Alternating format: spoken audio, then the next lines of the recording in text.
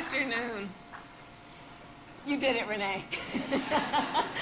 We were talking backstage with Ashley, her daughter, and what job does your mom not have? She's wearing a lot of hats, but the voice that she has provided, that your family provides about the importance of this, is really critical, because it's an American story. And the work we are doing is to meet the needs of families around the country, families just like yours. So it is good to be back in Wisconsin. Hello, everyone. Good afternoon. And to be with so many incredible leaders, including, of course, our Secretary of Commerce, Gina Raimondo. She's doing a great job, and she has been a champion, a true champion of working people in our country. And, of course, it is great to be with my dear friend, the Senator Tammy Baldwin. So Senator Baldwin and I served together in the United States Senate, and it was one of my joys to serve with her. I have seen your senator in rooms when the cameras were on and when the cameras are off, and she is the same person every time. She is always a voice of reason, a determined voice, talking about the importance of uplifting, in particular, working people in our country and the working people of Wisconsin. She's always fighting for the needs and the dignity and the resources that folks deserve to have. So I thank you, Senator Baldwin, for your work. Thank you. Thank you. And it is indeed with her help all across Wisconsin that President Joe Biden and I have been able to create jobs, expand opportunity, and strengthen American manufacturing. And so we are here to discuss our continuation of that work. For years, manufacturing was the foundation of the economy here in Kenosha.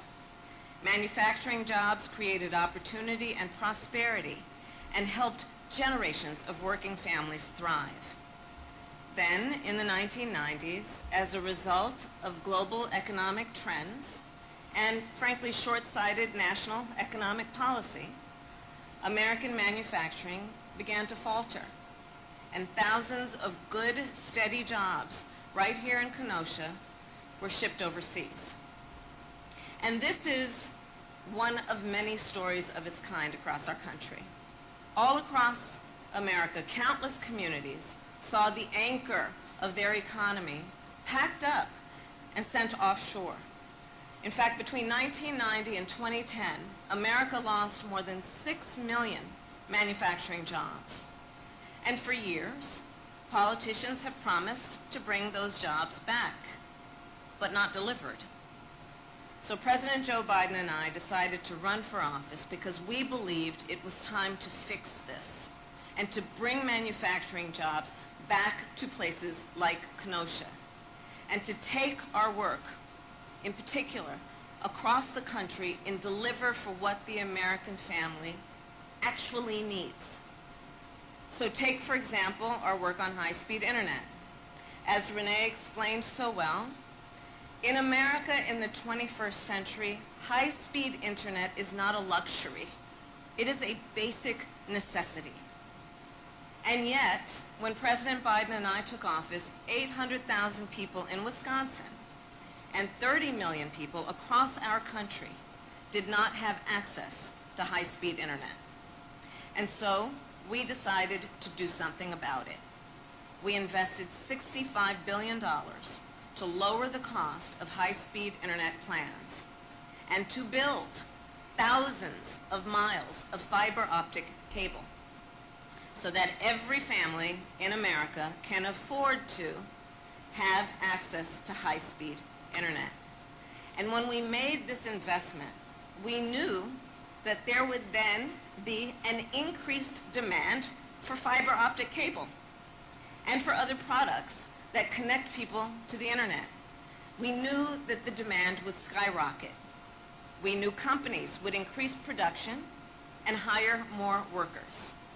And whereas in the past, many of those jobs would have been created overseas, President Biden and I required that the materials and products used in these projects from steel to electronics to fiber optic cable, must be made in America by workers in America.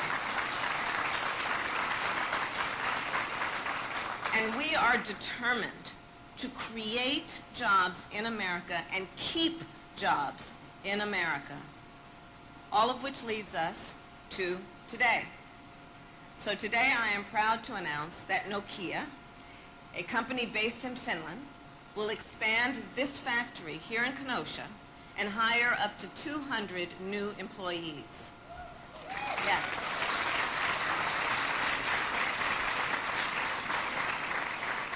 They will build the parts that are needed to connect people with high-speed internet. And let me just tell you, so much of this project is due to the advocacy of Senator Baldwin. Truly, truly. These Made in America requirements were a priority for her. And for any of you who know her personally, when she's got a priority in mind, you will hear about it until you do something about it. And she was focused on creating jobs in communities like this one. And understand, all of this is part of a larger strategy. President Biden and I came into office with a plan to strengthen America's economy. We knew that for far too long, our economy has not worked for working people. Entire communities have been left out and left behind. Trickle-down economics, well, it benefited big corporations and the wealthiest Americans, but not regular folks.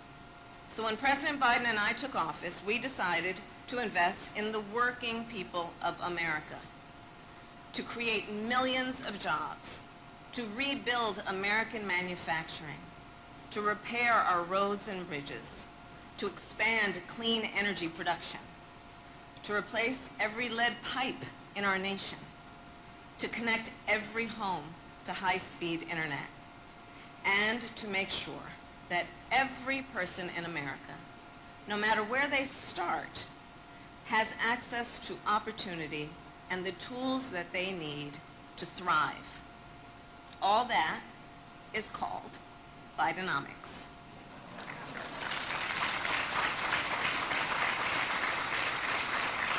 It's a term we're very proud of, I must tell you, because Bidenomics is working. It's working. Since we took office, we have created more than 13 million jobs. That's more jobs created in 2.5 years than any administration has created in 4.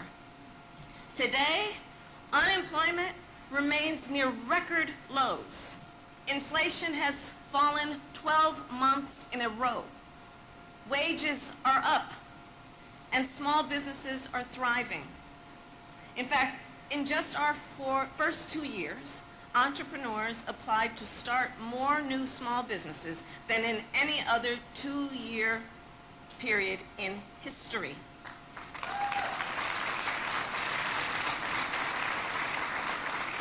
And here's an interesting connection between the growth of small businesses and manufacturing. Many of you may know over 70% of the manufacturing operations, firms, companies in the United States, over 70% of them employ 20 or fewer people. A lot of the manufacturing work that we do in America is done by our small businesses. And of course, our small business leaders are leaders in business, and they are also civic leaders and community leaders, and they hire locally, and they mentor, and they are part of not only the economic strength of our nation, but part of the fabric of what makes us who we are. And so it is no coincidence that in that same time, American manufacturing has grown faster than it has in decades. And as a result, here in Wisconsin, we have created 140,000 new jobs, including many good-paying union jobs. Jobs for the workers of IBEW who will install EV chargers along I-94. Jobs for the laborers who will upgrade 6 bridges along John Nolan Drive in Madison, where I once lived, by the way. I did. I've got some Wisconsin cred. Jobs for plumbers and pipe fitters who will replace lead pipes all across this state. So Wisconsin, together we are rebuilding America. Through Bidenomics, we are showing that when we invest in workers and families, when we create jobs and opportunity, when we roll up our sleeves and get to work, there is no limit to what we can achieve for Kenosha, for Wisconsin, and for our nation. God bless you, and God bless America. Thank you.